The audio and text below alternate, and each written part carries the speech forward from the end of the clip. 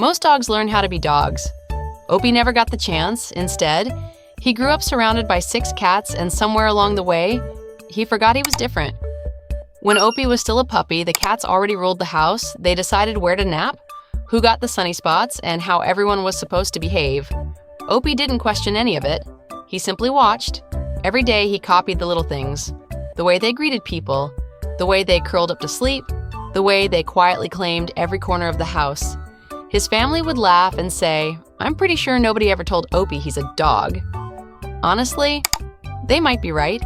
The funniest part was how seriously Opie committed to the role. He tucked his front paws underneath himself, trying his best to make the perfect little cat loaf. Never mind the fact that he was a pit bull, or that half his body was sticking out. In his mind, if the cats could do it, so could he. He'd rub against people's legs instead of jumping on them. He squeezed himself into tiny cat beds that clearly weren't designed for a dog his size. Watching him try was impossible not to smile at. But none of those habits were the most surprising part. That belonged to his friendship with the cats, especially one little cat named Mochi. Cats don't usually trust so easily. They're careful, independent, always deciding for themselves who gets close.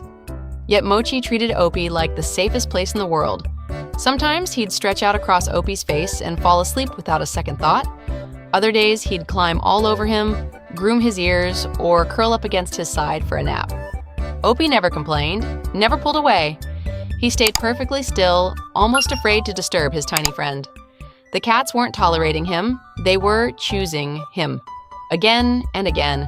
As time went on, it became impossible to tell who had influenced whom. Opie had learned the cats' habits, the cats had accepted him as one of their own.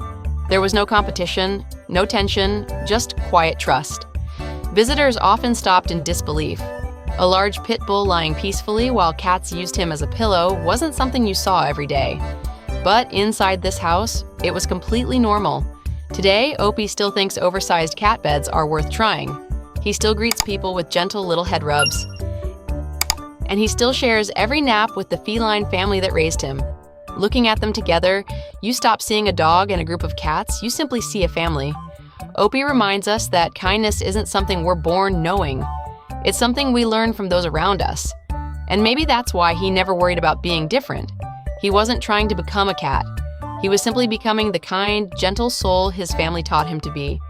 Sometimes love doesn't care what species you are. It only asks one question, do you make each other feel safe?